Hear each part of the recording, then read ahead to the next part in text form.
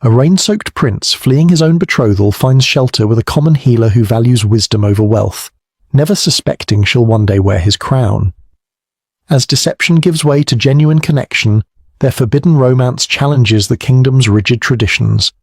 But when royal duty calls him back to court, will their love survive the crushing weight of centuries of aristocratic expectation? Rain hit the windows of the Grand Hall as Lady Eleanor Morgan stood among the finest people in the land. Her blue silk dress, made just for this night, caught the light from 100 candles. 24 years old and finally ready to join hands with Lord William, she felt both joy and fear. "You look perfect," her mother whispered, fixing the silver pins in Eleanor's dark hair. "Remember, a lady smiles even when her shoes pinch." Eleanor nodded. Tonight would change everything. After 3 years of careful talks between families, the joining would be announced. Their lands would grow larger, their names stronger. This was what she had been raised for since she was a little girl. The music slowed. Lord William crossed the room, his tall frame moving with ease. A hush fell over the crowd as he approached. Eleanor's heart beat faster. "Lady Eleanor," he said, his voice clear and cold, "I have something to share." She smiled, waiting for sweet words. Instead, his face turned hard. "I cannot go forward with our match," he said. The words fell like stones. "I have chosen Lady Catherine instead." The room spun. Faces turned toward her, some sad, some hiding smiles behind fancy fans. Lady Catherine stood across the room, her red dress bright as blood, her smile sharp as a knife. "But the papers? Our families?" Eleanor's words came out in a whisper. "Plans change," William said simply. "I wish you well." He walked away, leaving her alone in the middle of the watching crowd. The shame burned hotter than fire. 20 years of learning proper ways, perfect words and careful steps, all for nothing. Eleanor felt her aunt's hand on her arm.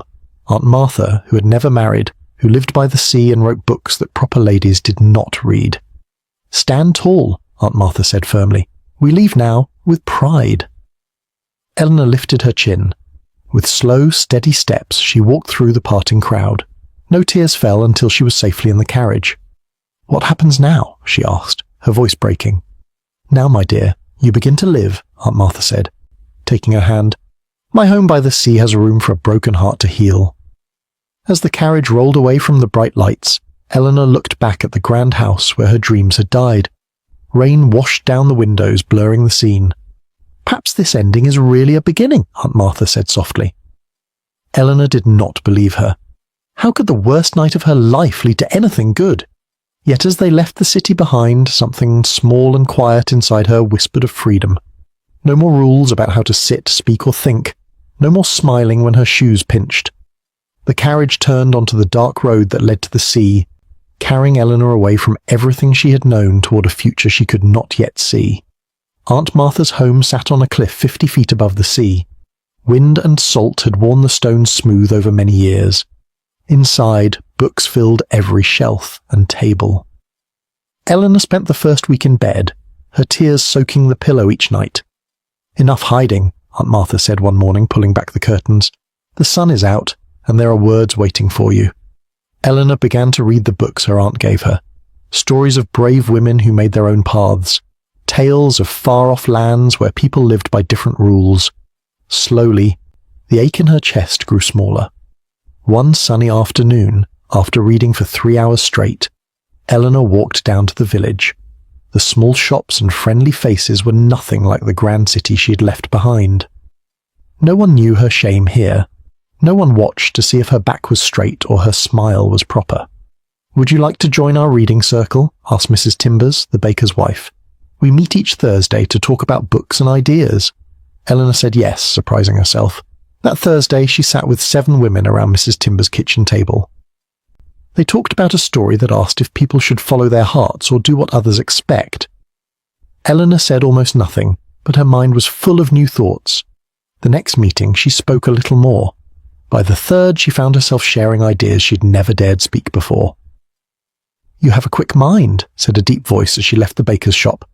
Eleanor turned to see a tall man with kind eyes.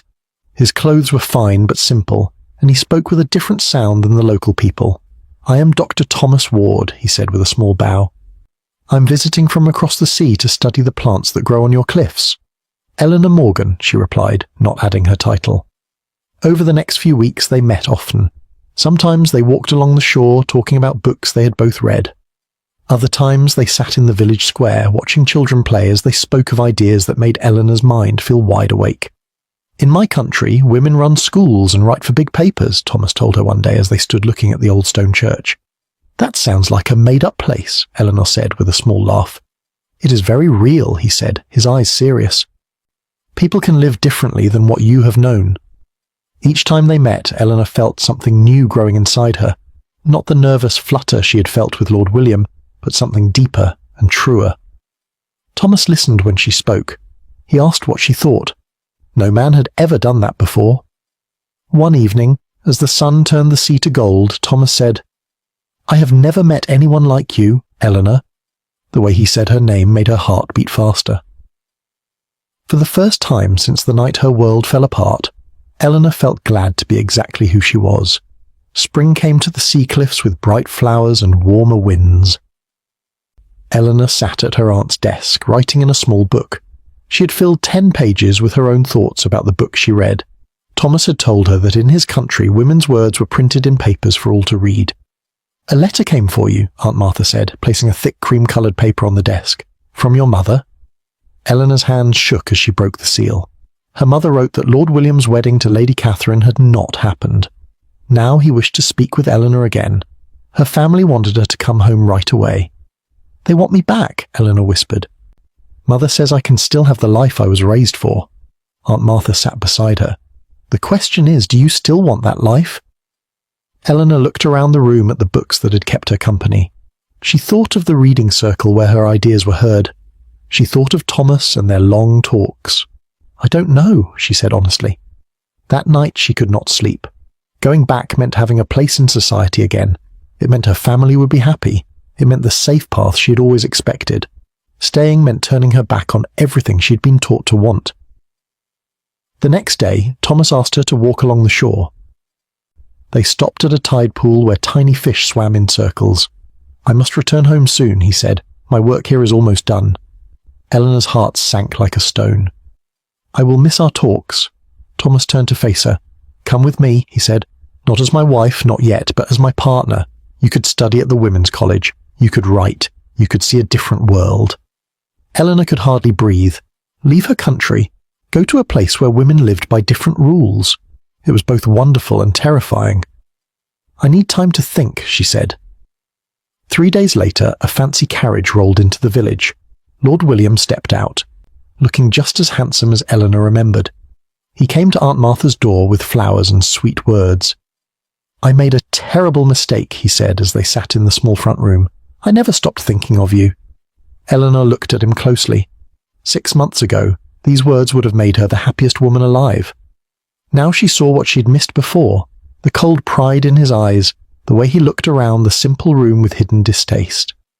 Why did you choose Lady Catherine? She asked. His smile froze. That doesn't matter now. I've come to bring you home, where you belong. Where I belong, Eleanor repeated slowly. And where do you think that is? By my side, of course, in your proper place. Eleanor stood up. I have learned something in these months, William. My place is wherever I choose it to be. His face darkened. You've been away from society too long. You're speaking nonsense. No, Eleanor said, feeling stronger with each word. For the first time, I'm speaking the truth. I thank you for coming, but my answer is no. After he left, Eleanor wrote 2 letters, one to her family and one to Thomas. In both, she wrote the same thing. She had chosen her path at last. Summer sunshine warmed the small garden where Eleanor and Thomas stood hand in hand. Only 10 people watched as they spoke their promises to each other. No fancy church with stained glass. No 100 guests in fine clothes. No family names being joined for land or money. Aunt Martha stood proudly at Eleanor's side. A kind old man with white hair spoke words about love and trust, and walking through life as equals. Eleanor wore a simple dress the colour of the sea, with wildflowers in her hair instead of diamonds.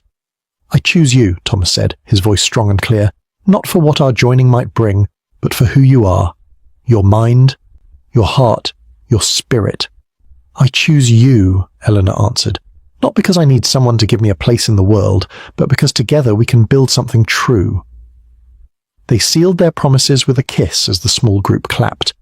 Eleanor thought of what might have been, the grand wedding her mother had planned, with 500 guests who cared more about dresses and gifts than love.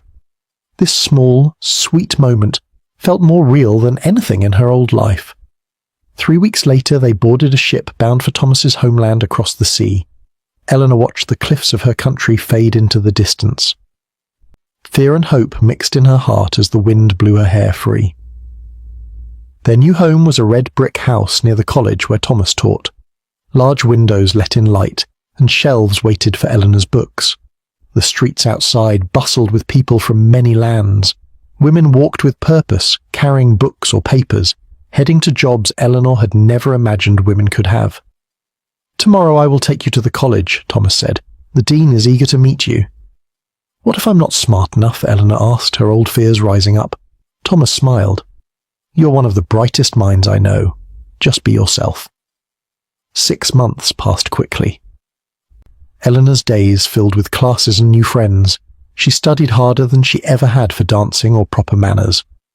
At night, she wrote in her journal while Thomas read beside her. They talked about ideas big and small, sometimes agreeing, sometimes not, but always listening to each other. One crisp fall afternoon, Eleanor walked home with exciting news. A small paper had agreed to print an article she had written about women's education. As she turned the corner to their street, she saw a fancy carriage parked outside their house. Her heart stopped. Her mother stepped out, looking lost among the unfamiliar surroundings. "Mother?" Eleanor called, rushing forward. They hugged tightly, years of distance melting away. "I had to see for myself," her mother said, looking at Eleanor closely. "If you were truly happy." "Come inside," Eleanor said, taking her hand. "There's so much to show you." That evening, as they sat around the table sharing a meal, Eleanor watched her mother's face slowly change as she saw this new life. Thomas spoke kindly to her, asking about her journey. Eleanor told her about her classes and her writing. "You seem different," her mother said finally. "I am," Eleanor agreed. "I found myself when I thought I was lost." Later, as the lamps burned low, Eleanor looked around at the room filled with books and ideas, at Thomas reading by the fire, at her mother seeing a new world for the first time. What had begun with the worst night of her life had led her here, to her truest self and deepest joy.